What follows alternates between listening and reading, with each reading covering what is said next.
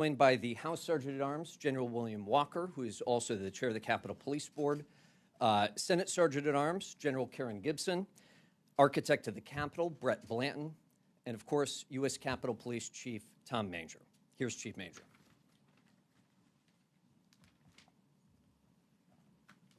Thank you, Tim.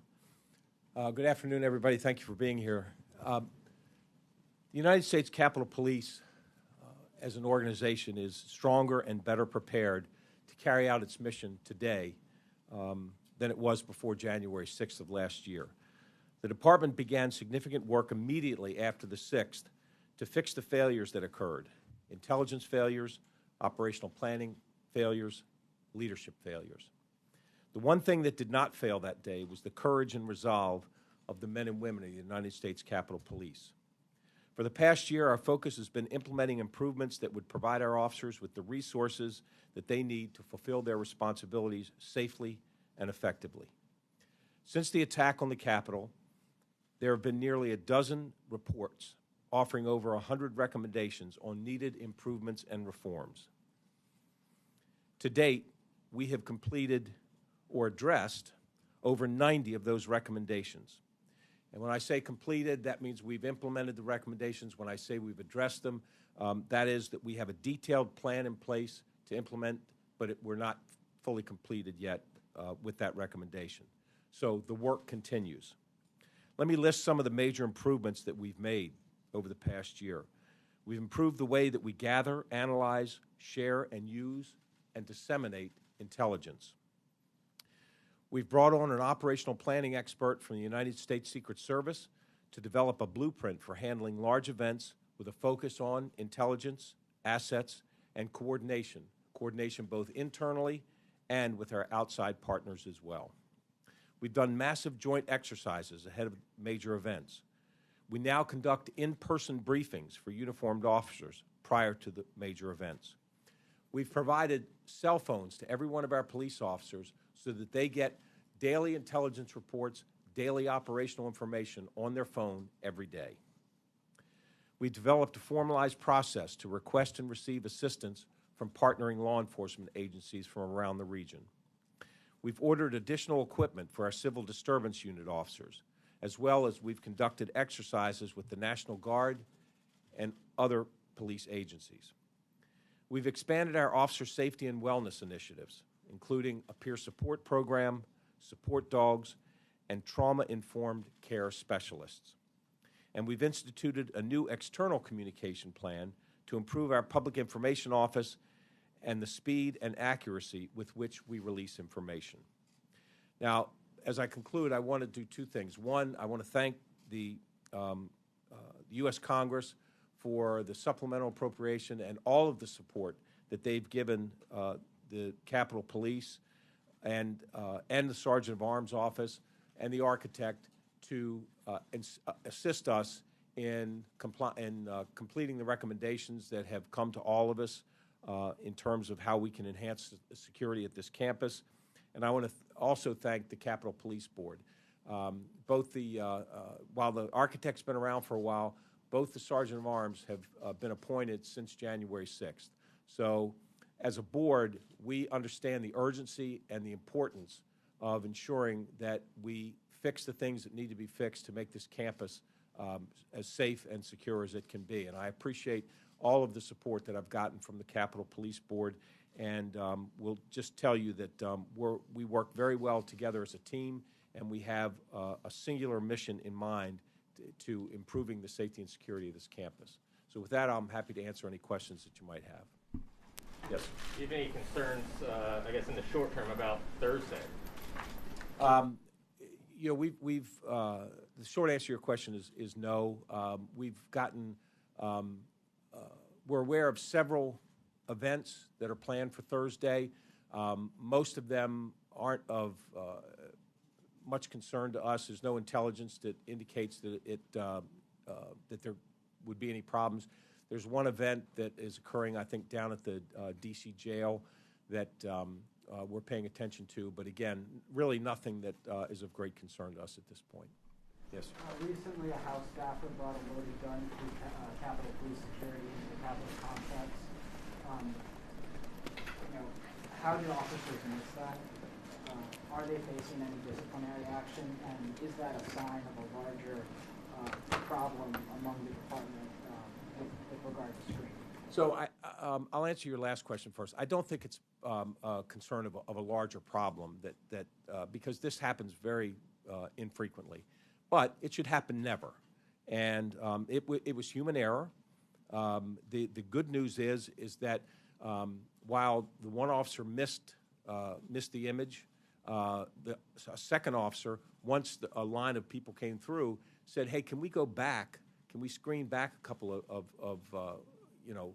a couple of images?" He said, "I thought I saw something." And so within, just seconds later, we realized that there was a firearm that had come through come through the X-ray machine, and so we were able to react to that very quickly. But again, this should never happen.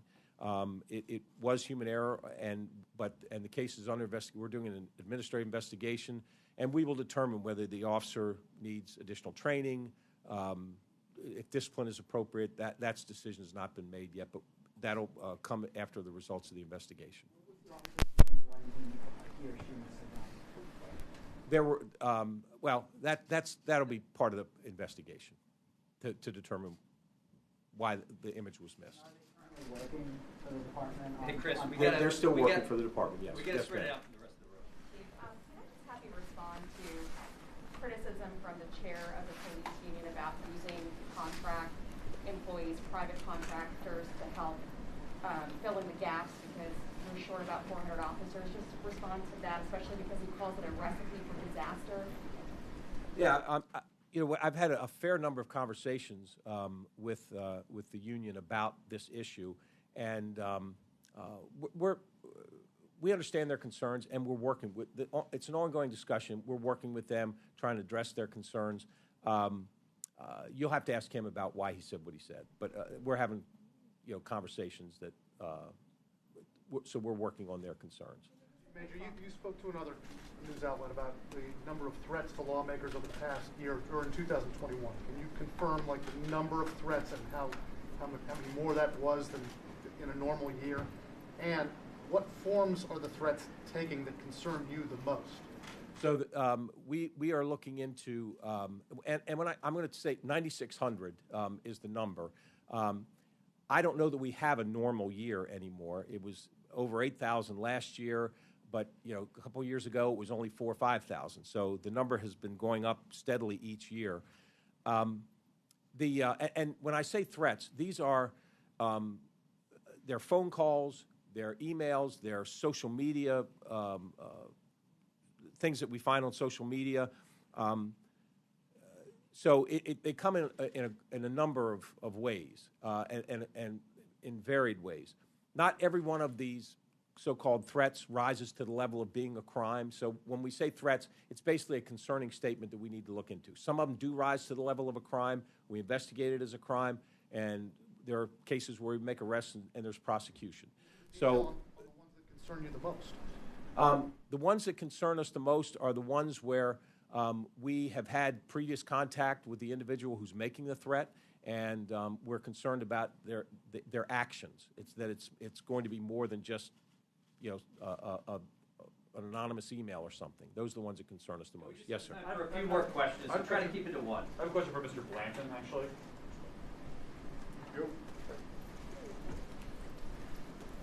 Congress appropriated $300 million or so for physical security improvements to the Capitol. How has that money been spent?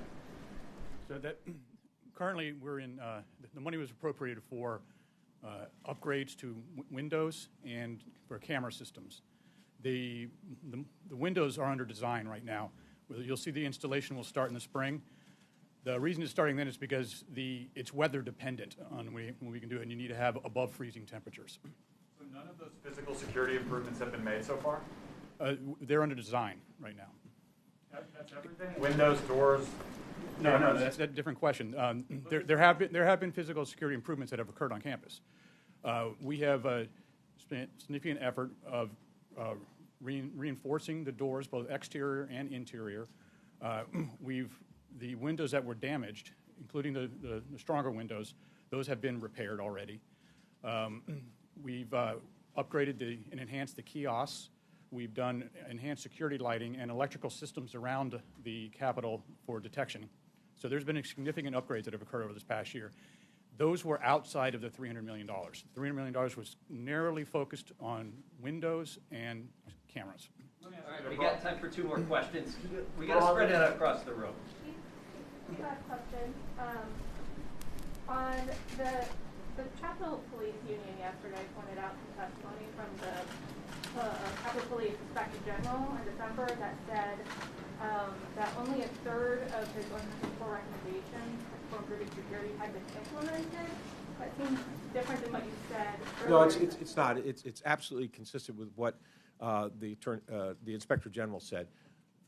It's now actually 34 or 35 that have been finished, that are actually implemented.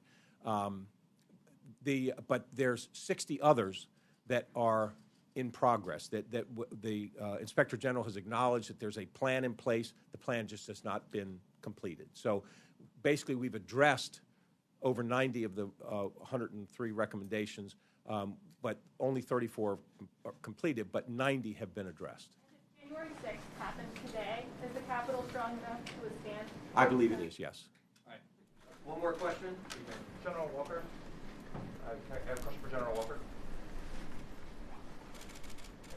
So the committee investigating January 6th released documents showing that Mark Meadows said in a January 5th email the National Guard was on standby to protect pro-Trump people.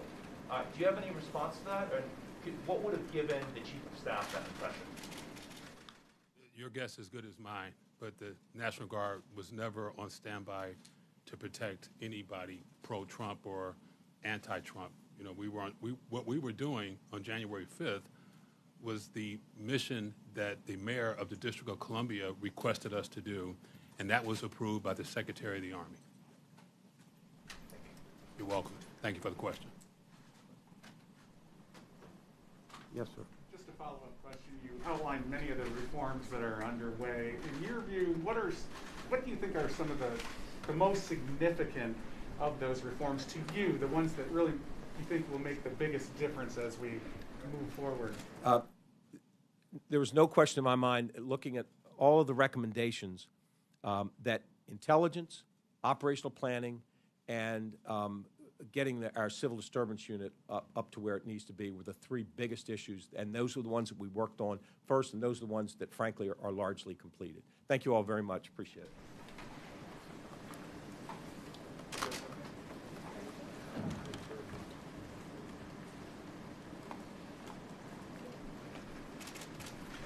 Thank you, everybody. And we don't anticipate doing a press release today with this, but the chief is testifying tomorrow in front of the Rules Committee, so we'll have much more about our improvements then. Thank you. Tim, do you plan to put out his testimony ahead of time?